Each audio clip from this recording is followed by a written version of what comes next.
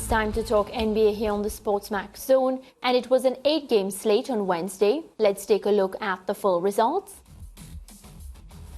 We had wins for the 76ers, Trailblazers, Celtics, Timberwolves, Rockets, Kings, Jazz, Hawks, and of course the other match postponed.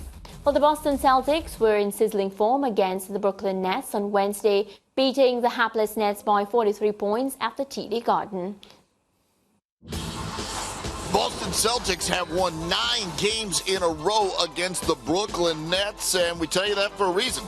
These two teams going head-to-head tonight. We start you off with Jaylen Brown going behind the back and knocking down a three. Then it's Al Horford to Jason Tatum. He's got a three-pointer as well, and Boston just storms out of the gate. They're up 21-3 at that point.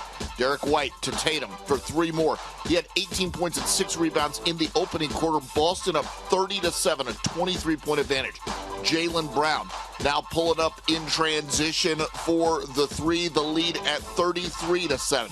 Then Brown driving to the rim for the layup and the foul. He'd make the free throw. He had a dozen in the opening quarter. It's 38-9.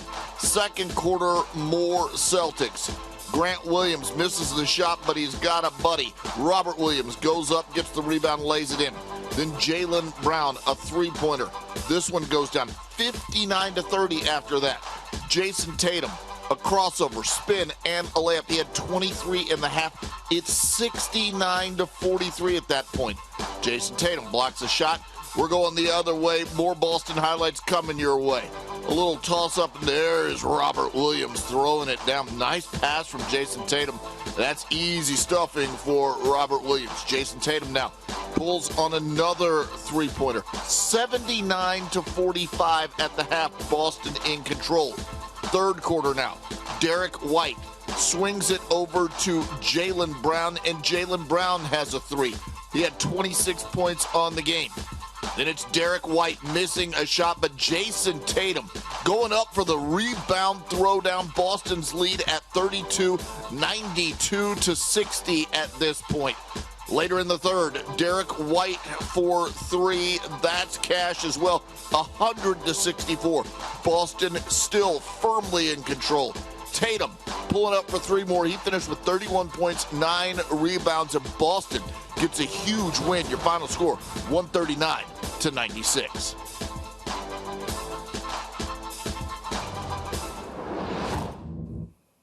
So we had Boston Celtics there with that blowout win against the Nets, making a statement, for the rest of the teams. Well, top of the Eastern Conference, they're playing with confidence. They're on a good run, and when you're playing and you're winning, that's the perfect elixir. And I think, when you look at Boston, what you're seeing is a team that believes in itself, that plays well on both ends of the court.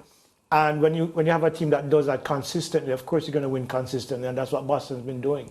Tatum is the engine of that team, in my opinion. Jaylen Brown, everybody on that team knows their roles, and they do it to perfection almost every night. And that's one of the reasons why they're top of the Eastern Conference. Definitely top of the Eastern Conference, but do you get the sense that Jason Tatum and Jaylen Brown get the respect that they deserve for the role and the capacity that they play in their team? Maybe not, but I think, look, there are many teams that play well in the regular season, but you have to win championships. And I think if Boston can get over the hump and win a title, they'll get the respect. They'll get the respect they deserve. Because we've seen teams before do spectacular things in the regular season. The Golden State Warriors did it, and then they got beaten by the Cavaliers. We've seen the Phoenix Suns do it and lose in consecutive seasons. Play well, but for these teams, for these franchises, championships are what matter. And Boston is the second winningest franchise, or the winningest, joint with the Lakers in NBA history. They're not a team that accepts anything less than winning titles. So if this duo can take them to the title, then I think they'll get the respect they deserve. Should the Nets be worried? They were literally blown away. The Nets are a disaster, and I don't understand how this team seems to have imploded the way they have, because they have the talent. It's just that they just don't seem to play within the desire. They're injured. They brought in Ben Simmons, traded him for James Harden.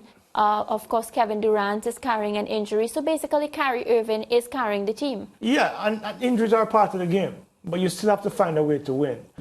Or even if you don't win, look like you want to win. This wasn't even a game.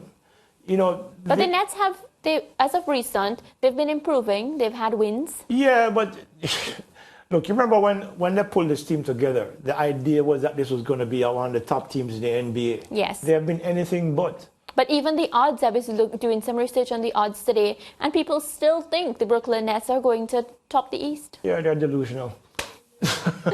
Well, I'll leave it on that note, because when KD comes back in Leighton, it changes the dynamic. I noticed, though, Ben Simmons, he's here today, he's not there tomorrow, comes in, comes out. But do you get the sense that once Kevin Durant comes back into this setup, it's a different Nets team?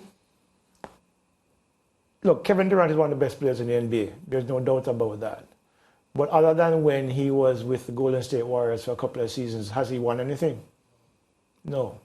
So he has to prove it here. The injuries aside, he carries this team, he plays well, he scores points, he does what he needs to do. But great players make his teammates better. I don't think Kevin Durant does that enough on this team. And, you mentioned the injuries, and you can't overlook those injuries. And it's key players. It's not as if... The key thing, however, is that you have to sometimes put a team on your back and carry it. And I don't think he's done it consistently enough to make the Nets a threat to anybody. I disagree with anybody who believes that the Nets are going to be a threat in the East. But Kyrie Irving has been stepping up for his team. Do you think he has what it takes, if he continues to focus on the court and not off the court issues, to take this Nets team on his back and carry them? Yeah, but he's not a Kevin Durant. He can do what he can do, and he'll make them competitive. But as to making them, or doing what a Kevin Durant can do for this team, Kyrie Irving, not so sure.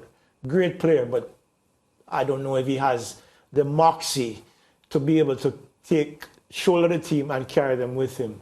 He's a really good player, but I don't think he has. The special players are the ones who can actually load a team on their back with all the issues that they have and carry them to the promised land. I just don't see that in a Kyrie Irving. And as you mentioned, maybe his focus is on the court now, but too often we get the impression that it's not. Yeah. Well, only time will tell. We wait and see. Now, the struggles continue in Memphis as the Trail Blazers inflicted the Grizzlies a fifth loss in their last 6 games. The Portland Trail Blazers and Damian Lillard come into tonight's action a couple of games below 500, and task is not an easy one, taking on the Memphis Grizzlies, and it's made more difficult when this happens. Yusuf Nurkic comes up limping and heads to the bench, then to the locker room with calf soreness. He did not return, so Ja Morant pushing the ball, pulling up for 3, and Memphis early on has a 17-5 advantage, but boy, Damian Lillard showed up in this one. Tough layup there, and then Trendon Watford finds Lillard for the 3, and Memphis's lead is down to 3. In the second quarter, Danny Green gets his first bucket as a member of the Grizzlies, and boy, what a spark that could be for Memphis down the stretch. Santi Aldama to Dylan Brooks, back to Aldama for the jam, and Memphis back up by 6. Josh Hart to Jeremy Grant for the 3. Grant had 18 points in the half, but did not play in the second half due to concussion-like symptoms. Memphis by 5 at the break. Third quarter, Damian Lillard pulls up, drains the deep 3 and 1. He'd make the free throw. Memphis's lead down to 2. Ja Morant has got a deep 3 of his own. He had 32 points, 12 assists, and 9 rebounds on the game. Memphis up by 7. Lillard steps back, pump fakes, knocks down the jumper at the shot clock buzzer. Memphis's lead at 5. Anthony Simons now pulling up, hitting the 3, leaning to his left. Then it's Lillard pulling up and knocking down a 3. He had 42 points and 10 assists in the game. And that's right, Portland up by 2. Jaren Jackson airballs a 3-pointer. The Blazers go the other way. Drew Eubanks throws down the dunk plus the foul. And Portland storms into Memphis and walks out with a victory by 10. Your final score in this one, 122-112.